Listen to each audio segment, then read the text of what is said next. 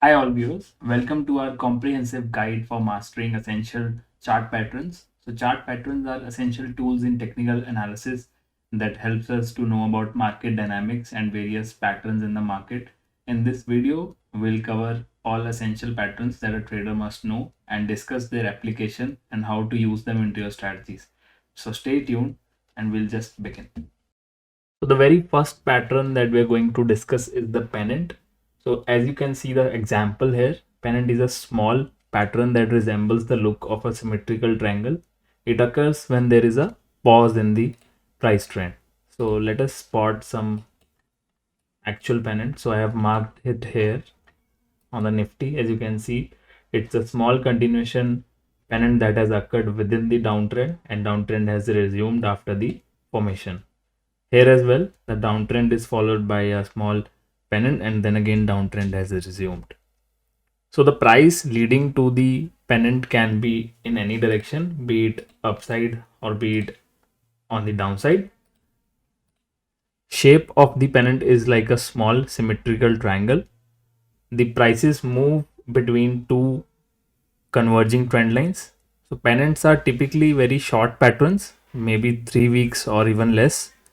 And if it's a larger formation, then it's most likely a symmetrical triangle or something else like rising or falling wedges.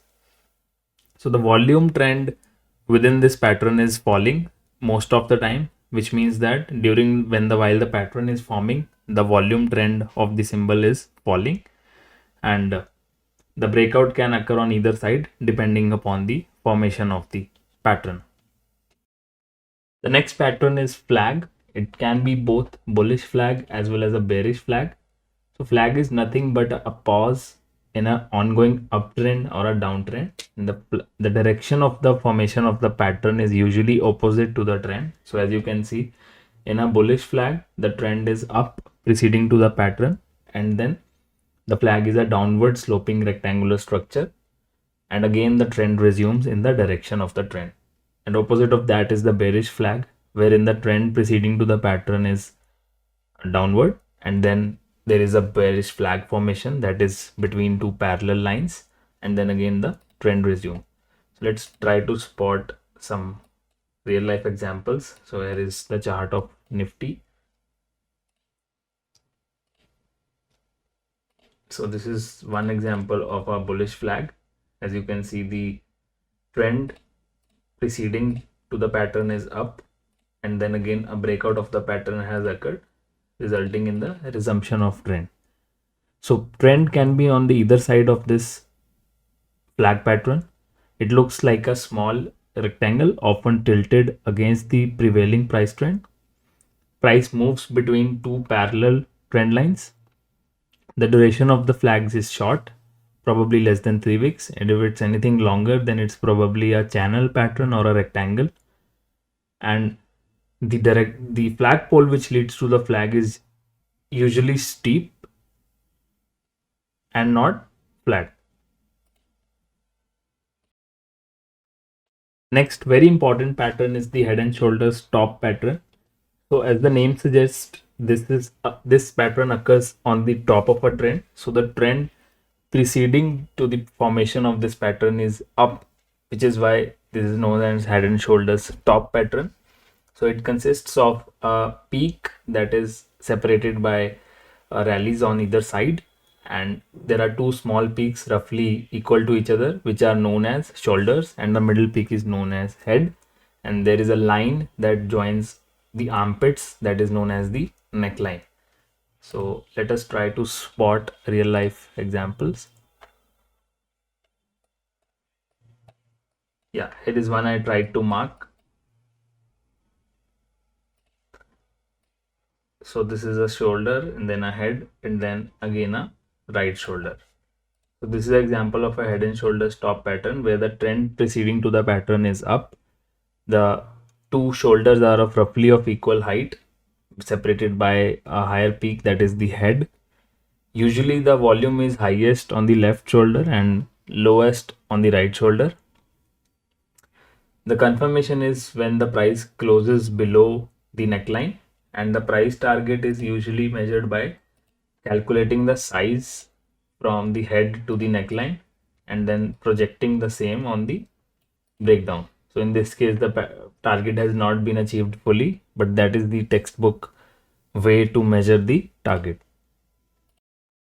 The next pattern is double top pattern. So double top pattern is formed when two peaks of roughly same height are formed at the top, which means the trend preceding to the pattern is up, and then two peaks are separated by some price action and they are connected by neckline. The pattern gets confirmed when the neckline is broken. So here is a real life example of double top pattern. You can see two peaks that are of roughly same height separated by a valley. Now the price target of this is by projecting the pattern height to the downside. So this is on the Bank Nifty index. The price target was about 22,200 on this breakdown, but which was achieved handsomely. So this is a real-time example of a double top formation. Next pattern is the opposite of double top, that is double bottom. So here the trend preceding to the pattern formation is down. So here this trend is down, which is followed by two peaks of roughly same height. I'm sorry, two bottoms of roughly same height, which is these two, which are separated by a peak. Now this formation is known as double bottom, and the price target of this is measured by projecting the pattern height to the upside. So as we can see, there is a breakout and a retest of the same, and then eventually the pattern target has been achieved for double bottom. Next is a rounding bottom chart pattern.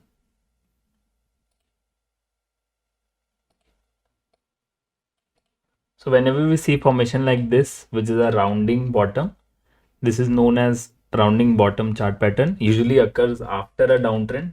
In this case, this is the downtrend, followed by this period of consolidation in which prices move in a rounded shape and eventually the price breaks on the upside.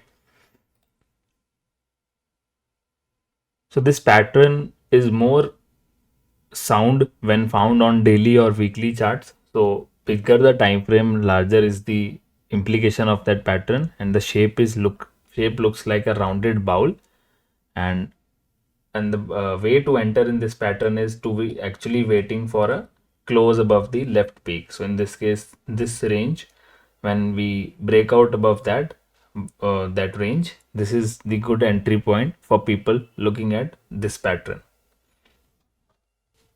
Next is the cup and handle pattern, which is a bullish continuation pattern which occurs during the uptrend in the market. So the price trend should be up going into the pattern like this. So the price action preceding the pattern is up, then a cup like formation is formed, followed by a short handle that fits into a parallel channel, and then eventually the breakout occurs above the upper horizontal trend line. So the price target of this pattern is based on the height of the whole pattern to the neckline and then projecting the same from the breakout point. So in this case, the pattern's target has been achieved comfortably. Next pattern is wedges. So wedgings mostly occur at the end of the trend. So firstly, let's discuss the rising wedge. When the price starts moving in a contracting trend line structure at the end of a trend and eventually breaks down from the pattern, causing a bearish reversal, it is known as a rising wedge. And when the same formation is formed on the opposite side, that is on the end of a downtrend, and price breaks on the upside, then it's known as a falling wedge. So here I was trying to spot for similar patterns and I spotted one on the Nifty Metal Index. So as you can see, in this ongoing uptrend, the price started moving in a converging trend lines, which is the rising wedge, and eventually broke down from the same. So this is an example of a rising wedge. Next are gaps. When as the pattern's name itself suggests when there is a gap between the opening price and the closing price of previous candle, it is known as a gap. The two most common types of gaps are breakaway gap and a continuation gap. So breakaway gap is when a price breaks out of a consolidation or some kind of a pattern with a gap, and continuation is a normal pattern that is occurred in between the trend. So this is a chart of Nifty micro gap index, and here if we try to spot price gaps, you can see multiple gaps are there.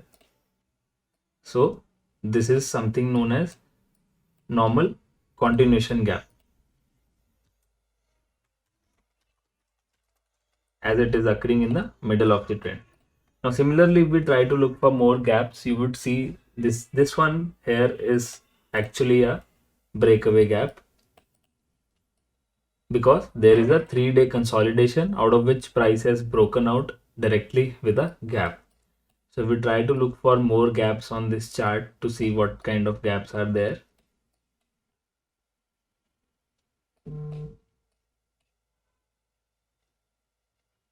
So continuation gap is more common because it keeps occurring in an ongoing trend. As you can see, there are so many continuation gaps here.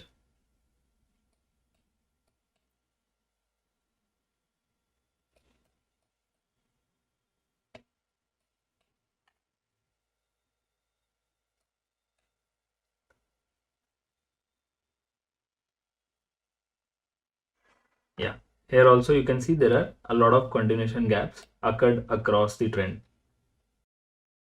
Next pattern is ascending triangle. So it's basically a triangle and the price action is contained between two trend lines. The word ascending here means that the lower trend line is ascending towards upside and the upper trend line is almost a horizontal line.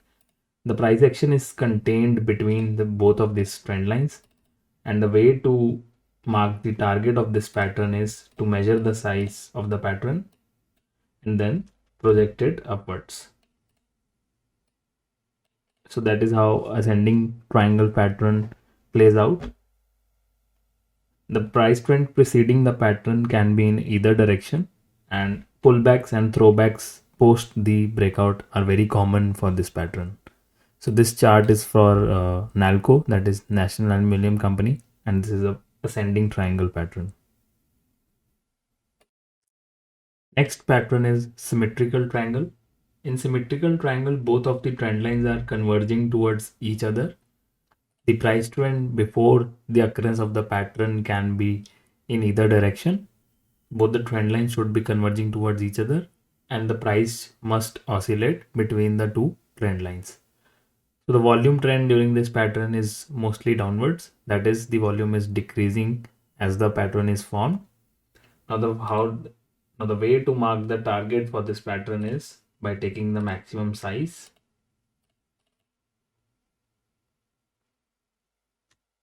and then projecting it downwards. So this is how you take a target for a symmetrical triangle breakout.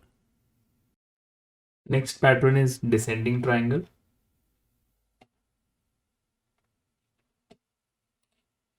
So here is one example of a descending triangle. In descending triangle, the lower trend line is a horizontal and the upper trend line is downward sloping, which means the pressure is towards downside. So the trend preceding the pattern can be in either side and the breakout can also occur on either side. So this is an example of a descending triangle that has broken on the upside. So the volume is lowest just before the breakout, and the volumes can pick up right after the breakout out of the descending triangle pattern. Now, some really helpful points to help you when trading with patterns. Always use additional confirmation like volume oscillators or trend lines to confirm whether the chart pattern is correct or not and whether the breakout is valid or not, so that you are saved from false breakouts. So additional confirmation can help you save from the false breakouts. Establish your clear risk management rules in order to protect yourself from wrong price movements.